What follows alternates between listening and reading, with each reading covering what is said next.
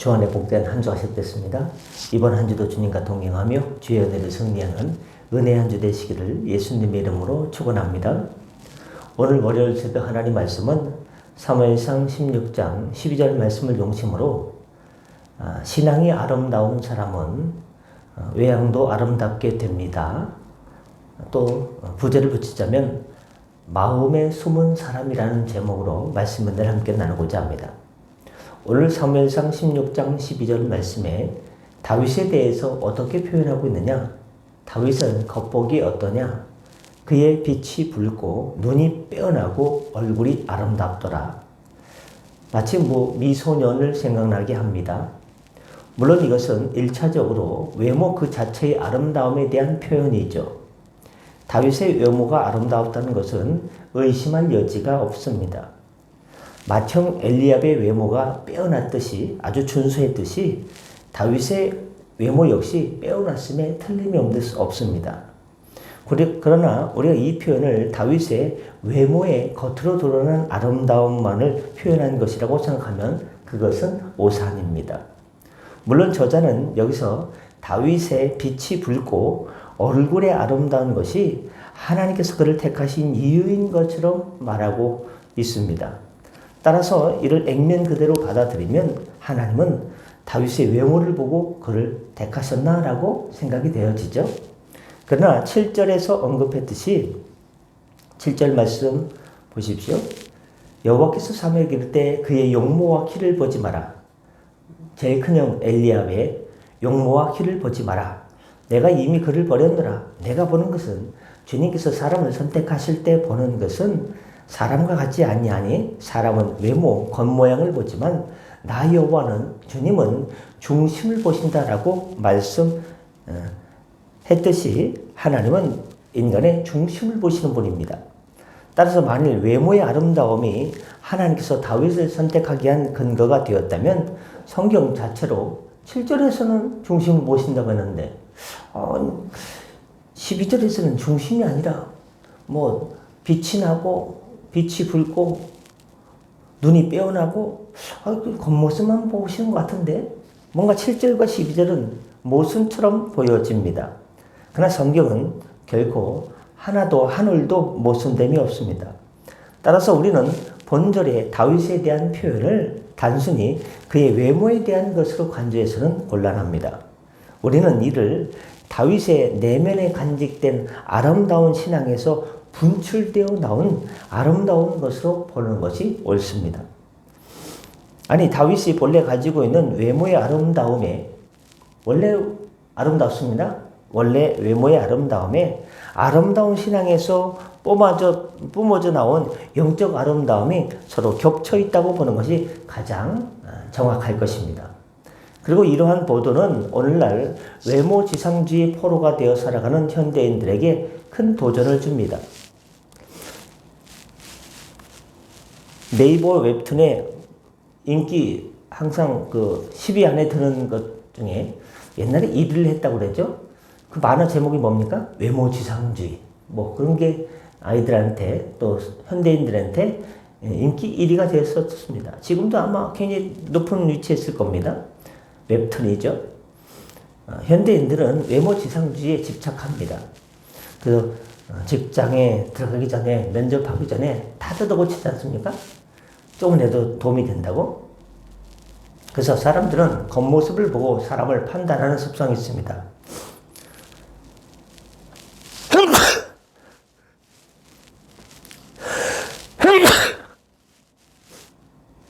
기침을 하면 꼭 3번인데 신기하게 2번 했네. 사람들은 겉모습만 이렇게 꾸미기 위해서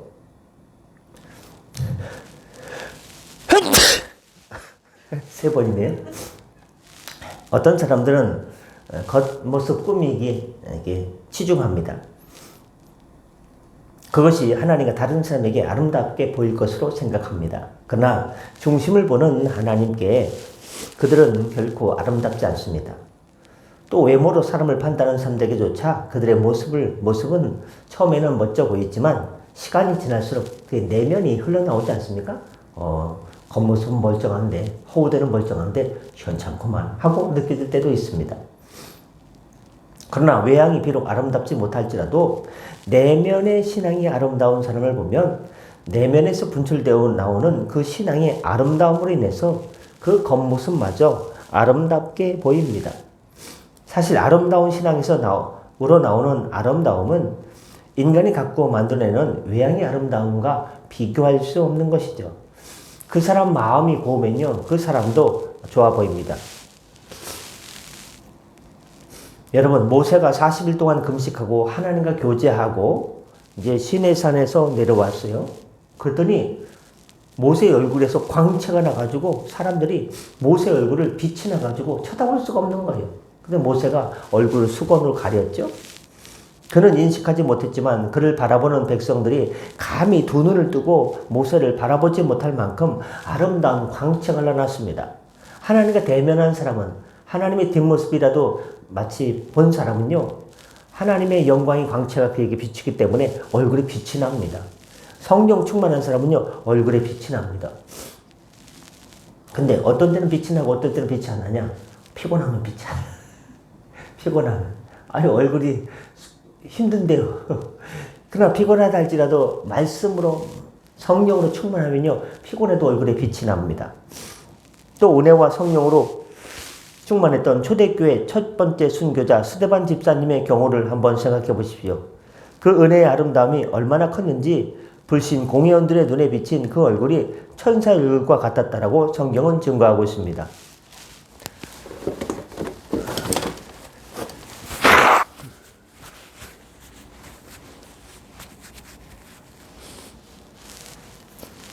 스데반 집사님에게 돌을 던지지 않았습니까? 돌에 맞아 죽어가면서 스데반의 얼굴이 빛났다라고 천사의 얼굴과 같았다라고 성경 사도행전 6장 15절에서 증언하고 있습니다. 그렇습니다, 여러분. 사람의 아름다움은 외모 그 자체에 있는 것이 아닙니다. 사람은 이렇게 생겼든 저렇게 생겼든 다 하나님의 작품입니다. 하나님께서 왜 그 용모와 신장을 보지 말라고 하셨습니까? 이것은 사울을 염두에 두고 하신 표현입니다. 여러분, 혹시 외모는 잘났는데 지나치게 교만한 사람을 본 적이 있습니까? 그렇죠. 돈 좀 있다고 의수되고 권력계나 행사한다고 거만 떠는 이들을 본 적이 있습니까? 많지요. TV에 많이 나오지 않습니까? 그것은요, 봐주기 힘든 것입니다. 멀쩡해 보이는데 어쩜 그렇게 욕심이 많을까? 하지만 비록 가진 것이 없고 또 생긴 것이 준수하지 못해도 은혜로 충만한 사람, 믿음으로 충만한 사람은 어떻습니까? 물론 첫눈에는 별로일 수 있습니다. 하지만 그런 사람은 보면 볼수록 볼매라고 하죠. 볼수록 매력적인 사람을 볼매라고 하더라고요. 호감이 갑니다. 그리고 사랑스러워집니다. 그 매력과 호감과 사랑스러움은 외면에서 나오는 것이 아니기에 금세 사라지지도 않습니다. 생화의 향기처럼 오래 갑니다. 어제 이제 오후에 4시에 양평 서종면이라고 하는 곳에서 목사 위임식이 있어서 갔다 왔습니다. 여자 목사님인데요. 남편은 뭐 일을 해요. 그래서 양평 그렇게 깊은 산 속에, 아주 그렇게 깊은 산 속에 말기 항암 환자들이 모여 사는 황토방으로 지은 집들이 있는 동네가 있더라고요. 서종 IC를 나와가지고 거기서 20분을 산속으로 쏙 들어갑니다. 그렇게 깊은 산속에 있는지 몰랐어요. 가도 끝이 없어요. 막 길에 멧돼지가 막 튀어나올 것 같은 그런 느낌도 들고요. 조금 더 가면 강원도가 나올 것 같은 느낌도 듭니다. 그냥 막 말기암 환자들이 모여 사는 곳에다가 여자 목사님이 남편과 함께 개척을 했대요.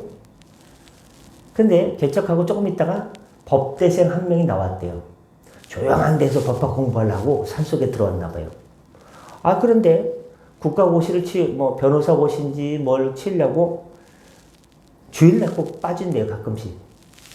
한 주 빠지고 2주 빠집니다. 그러면은 여자 목사님하고 남편 딱 앉혀놓고서 둘이 예배를 드리는 거예요.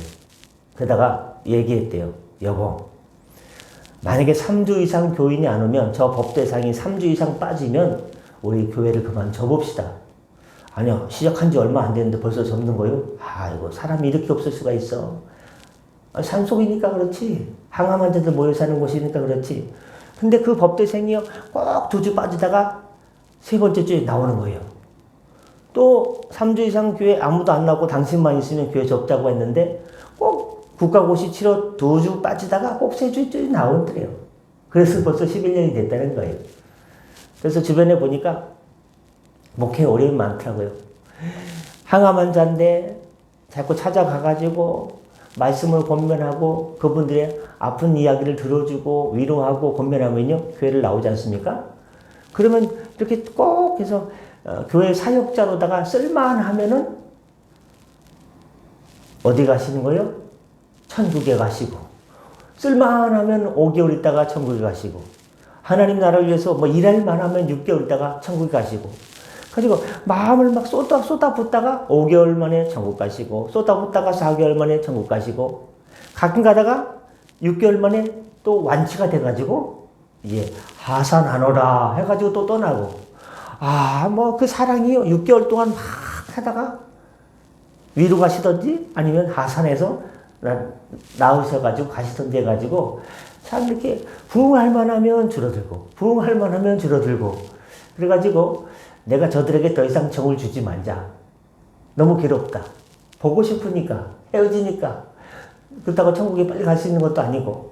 그래가지고 내가 마음을 모질게 해야지. 그래서 또 목사님이 또 정이 많아가지고요, 이렇게 그 마을의 항암 환자들 황토방을 찾아다니면서 아이고 좀 컨디션 좀 어떻습니까? 하고서 그 사역을 감당하면서 지금까지 11년 동안 왔는데, 이제서야 이제 위임 목사식을 이제 어제 하게 된 것입니다. 그 간증을 저는 이게 딱 들으면서요, 그 간증도 브리 성덕계 채널에 올라왔거든요. 그 간증이 한 6분인가? 그분이 살아온 그 간증, 참 은혜롭습니다. 한번 보십시오. 저분의 참 내면이 아름답구나. 겉모습은요, 어떻습니까? 여자 목사님인데 좀 건강해 보이세요? 근데 내면의 아름다움이 더 아름다워요. 그래서 그 목사님도 아름다워 보이고, 남편 장로님도 아름다워 보이고, 교인들도 아름다워 보이는 거예요. 어떻습니까? 내면의 아름다움, 영혼을 사랑하는 마음에서 저는 참 은혜를 많이 받고 왔습니다. 여러분, 내면이 아름다워야 됩니다. 그러면요, 얼굴에 빛이 나게 되어 있습니다. 생화의 향기처럼 오래 갑니다. 조화는요, 조화가 걸려있네요. 성탄절 포인세치야 그 분위기를 냈는데요. 이번에 성탄 트리 하냐고 그러길래 좀 잘해보라고 했어요. 옛날에는요, 유대인들은요, 성경에 유대인들 풍습이 뭐냐, 이스라엘 사람들은요, 뭐 이렇게 걸어놓는 거를 싫어해요. 액자, 그림 같은 건요, 아예 안 걸어놔요. 거기에 너무 마음을 뺏길까봐. 그래서 저도 옛날에 거기에 좀 심취가 돼가지고 아무것도 없는 걸 했는데, 나이가 조금 드니까, 있는 게 좋더라고요. 분위기도 나고, 더 생각도 나고, 그래가지고, 잘 좀 해봐라. 그때 최신 유행이 흰색 틀이다, 하여튼 알아서 좀 해 주십시오라고 어제 부탁을 해놨는데요. 어떻습니까? 우리 마음이 중요합니다. 마음이. 성탄절 가까이 오면서 마음이 참 설레기도 하고요. 성경은 결코 외양을 아름답게 가꾸라고 하지 않습니다. 근데 좀 이런 성탄절 분위기는 좀 가꿔도 돼요. 이건 사람이 아니기 때문에. 베드로전서 3장 4절에 오직 마음에 숨은 사람을 온유하고 안정한 심령에 썩지 않을 것을 하였습니다. 이 마음에요, 사람이 숨어 있대요. 오직 마음에 숨은 사람을. 난 사람이요, 걸어다니는 사람, 밖에 있는 사람만 생각했는데, 베드로전서 3장 4절에 오직 마음에 숨은 사람이 있대요. 이 마음에 숨은 사람을 어떻게 하냐? 온유하고 안정한 심령에 썩지 아니할 것으로 하라. 이는 하나님 앞에 값진 것이니라. 마음에 숨은 사람을 이게 아름답게 가꾸는 것이 하나님 보시기에 값진 것이라는 겁니다. 어떻습니까? 여러분, 그런데도 이렇게 우리의 겉모습에 우리가 치중하겠습니까? 아닙니다. 흔히 이런 얘기를 해요. 아이고, 생긴 대로 살아. 뭐 어떻게 바꿀 수 있습니까? 원판 불변의 법칙. 이렇게 하고 저렇게 해도 원판 불변의 법칙 좀 바뀌긴 해도요, 사람 겉모습은 잘 변하지 않죠? 근데 중요한 것은 내면입니다. 성경이 중요한 것은 주님께서 보시는 것은 중심입니다. 부디 일송 동안 내면을 가꾸시기 바랍니다. 육체의 연습은 약간의 유익이 있으나 바로 우리가 이렇게 영적으로 훈련하는 것은 금생과 내생에 복이 된다고 했습니다. 옛날에 젊을 때요, 한창 운동을 해가지고 근육이 붙고 대단했다 할지라도요, 나이가 들면 뭐가 빠집니까? 근육이 쭉 빠지게 되죠. 평생 갈 수 없습니다. 성경에서 육체의 연습은 약간의 유익이 있으나, 제가 생각할 때는 육체의 연습은요, 훈련하고 운동하는 것은, 건강을 가꾸는 것은 엄청난 유익이 있는 것 같은데, 성경에서는요, 약간의 유익이 있으나, 기도하는 것, 하나님께 경건 훈련하는 것은요, 금생과 내생에 내세에 복이 된다고 했습니다. 그게 뭐냐? 우리 마음을 가꾸는 최고의 훈련은 뭐냐? 하나님 말씀을 읽고, 말씀을 듣고, 기도하는 것입니다. 기도하면요, 마치 우리의 마음이 어떻게 됩니까? 조각목처럼 변하는 거예요. 성막에서 제단은요, 조각목으로 만들었어요. 조각은 뭐냐? 아카시아 나무예요. 시골에서 자랄 때 아카시아 나무는 뭐가 있어요? 가시가 있습니다. 우리는요, 다 아카시아 같은 조각목 같은 존재들이에요. 그런데 하나님의 제단을 조각목으로 만들었다. 옛날에 성막을 만들 때 아카시아 같이 우리 안에는요, 가시가 있어요. 이렇게 모난 부분이 있어요. 근데 기도하면 할수록 말씀을 읽고 내 내면을 어떻게 해요? 가시를 잘라내고 가시를 뽑아내고 다듬으며 갈수록 이 조각목이요, 하나님께 쓰실 만한 하나님의 제단에 주의 제단으로 쓰일 만큼 우리가 다듬어진 존재로 내면이 아름답게 변하는 존재로 바꾸기 때문에 성경에서 주의 제단을 조각목으로 만드는 거예요. 우리 안에 가시가 있습니다. 시기와 질투가 있고 남이 잘 되면요, 배가 아프고요, 시기하고 미움과 다툼과 반목과 질시가 있습니다. 가시가 있어요. 상처가 있어요. 막 여기저기 막 마음에 못이 막 박힌 것 같아요. 또 못이 튀어나온 것 같아요. 가까이 오지 마. 고슴도처럼 해가지고요, 남을 가까이 오면요, 나도 찔르고 남도 찔립니다. 막 말도 못해요. 훅 찔려요. 그냥 가까이만 가면요, 고슴도처럼 웅크리면요, 훅 찔려요. 피가 납니다. 근데 그런 존재를, 그런 아카시아 같은 조각목 같은 존재를 주님께서는 내가 마음을 보는데 하면요, 그걸 다듬고 말씀을 볼 때 가시가요 잘려져 나가고요, 기도할 때요 가시가 뽑혀져 나가서요 다듬어지는 거예요. 다듬어져서 주님의 제단에, 이 제단으로 사용된다는 것은 주님께서 그를 다듬어서 쓰신다는 거예요. 지금은 고난이 있습니다. 고통이 있고 가시 같은 인생의 아픔이 있습니다. 그러나 연단을 통해서 주님께서 가시를 빼주시고 우리가 또 기도를 통해서 다듬어 가지고 하나님, 이렇게 매끈한 존재가 됐습니다. 부드럽습니다. 안 찔립니다. 저를 사용해 주세요 해서 우리를 사용합니다. 이 고난을 잘 통과하셔서 조각목 신앙으로 말미암아 하나님께 쓰임받는, 이 어려움을 잘 극복해서 하나님 나라를 위해서 힘차게 달려가는 주님께 인정받는, 겉모습이 아니라 속이 점점점 하나님 보시기에 볼수록 너는 참 좋다. 주님께 내면의 아름다움 인정받아서 내면도 아름답고 겉모습도 하나님의 영광의 복음의 광채가 빛이 나서 날마다 아무것도 없지만 세상 모든 것을 가진 사람처럼, 몸이 아파도 세상에서 가장 건강한 사람처럼 살아가는 주님의 복된 건강한 그리스도인 되시기를 예수님의 이름으로 축원합니다. 기도하겠습니다. 은혜의 주님, 에스겔서 16장 14절 말씀을 기억합니다. 내 화려함을 인하여 내 명성이 이방인 중에 퍼졌음은 내가 내게 입힌 영화로 내 화려함이 온전함이니라. 나 주 여호와의 말이라.